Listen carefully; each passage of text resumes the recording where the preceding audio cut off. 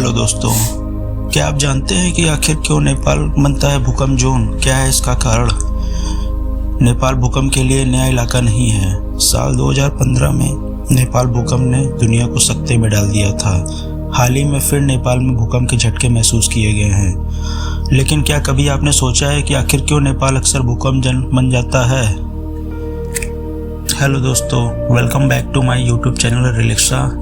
और आइए जानते हैं आज एक नए विषय के बारे में। शुक्रवार रात करीब 11:30 बजे नेपाल के पश्चिमी इलाके में भूकंप के तेज झटके महसूस किए गए, जिसकी रिएक्टर स्केल पे तेजी 6.4 मापी गई है।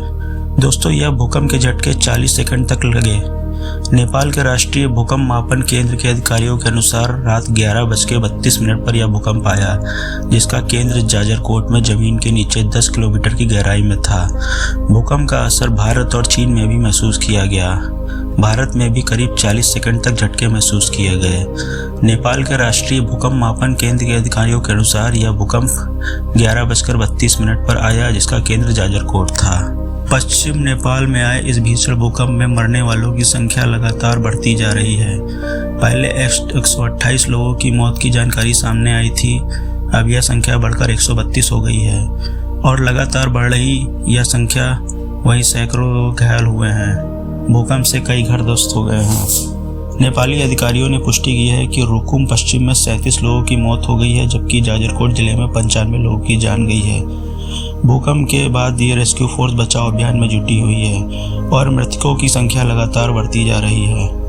काठमांडू में सड़कों पर डरे हुए सहमे दिख रहे लोग घूम रहे हैं। वहीं नेपाल की राजधानी काठमांडू और आसपास के इलाकों में भूकंप का तेज झटका महसूस किया गया। जाजरकोट काठमांडू से लगभग 500 किलोमीटर पश्चिम में है। भूकंप का यह झटका महसूस होते ही काठमांडू में लोग अपने घरों से बाहर निकल आए। इस दौरान लोग सड़कों पर डरे सहमे दिखे। दिल्ली, एनसीआर, यूपी, बिहार में भी देर रात भूकंप के तेज झटके महसूस किए गए। रिएक्टर स्केल पर भूकंप की तीव्रता 6.4 मापी गई। भूकंप के झटकों के बाद लोग अपने घर से बाहर निकल आए। पिछले महीने की 22 अक्टूबर को भी दोस्तों नेपाल में भूकंप आए थे। नेपाल में भूकंप के 4 झटके लगे थे एक ही दिन में। सुबह 7:39 पर भूकंप का पहला झटका, जिसकी तीव्रता 6.1 मापी गई थी। इसके बाद 8:08 पर दूसरा झटका 4.2 तीव्रता वाला व तीसरा झटका 8:28 पर 4.3 तीव्रता वाला। इसके बाद 8:59 पर चौथी बार भूकंप का झटका महसूस किया गया था। इस तरह दोस्तों लगातार नेपाल में भूकंप के झटके आते रहे हैं। दोस्तों, इन झटकों का क्या कारण है, आइए जानते हैं।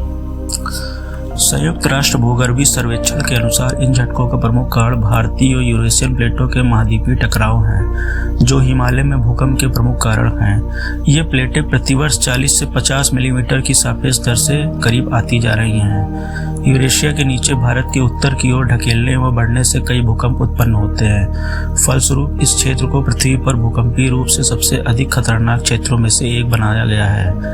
नेपाल भूकंप की घटनाओं में नया नहीं है, क्योंकि हिमालय दुनिया के सबसे ज़्यादा भूकंप एक्टिव इलाकों में से एक है। ये भूकंप 2 महाद्वीपीय प्लेटों भारत और यूरेशियन प्लेटों के बीच टकराव का परिणाम है। भारतीय प्लेट लगातार हर साल कुछ सेंटीमीटर उत्तर की ओर बढ़ती है, तिब्बत पठार के नीचे की ओर रास्ता बनाती है। हर एक झटके खिसकाव भूकंप को ट्रिगर करता है। इसे रबर बैंड की शूटिंग की तरह समझा जा सकता है। दोस्तों, जब आप रबर को पीछे की तरफ खींचते हैं तो एक तनाव पैदा होता है। एनर्जी उस तनाव में स्टोर होती है। जब किसी भी पल इस तनाव को रिलीज करना होता है, जैसे ही यह टेंशन रिलीज होती है, सारी इकट्ठा ताकत काइनेटिक एनर्जी में कन्वर्ट होती है और भूकंप का कारण बनती है। हिमालय रीजन में यह जियोलॉजिकल शिफ्ट इसी टेंशन रिलीज के कारण होता है। यह सामान्यतः बाउंड्री के पास 2 प्लेटों के बीच होता है, जिसे मुख्य हिमालय थ्रस्ट कहते हैं। इसका साफ असर सतह पर देखने को मिलता है और ये लैंडस्केप को ऊपर की तरफ उठा देता है। दोस्तों, यह प्राकृतिक घटनाएं हैं जिसमें पृथ्वी के अंदर से ऊर्जा निकलने के कारण तरंगें उत्पन्न होती हैं और जो सभी दिशाओं में फैलकर पृथ्वी को कंपित करती हैं। दोस्तों, अगर यह वीडियो आपको अच्छा लगा हो तो प्लीज़ लाइक एंड सब्सक्राइब मेरे यूट्यूब चैनल, ताकि आगे भी मैं नए वीडियो बनाकर आपको इन्फॉर्मेशन देता रहूँ। ओके दोस्तों, गुड बाय।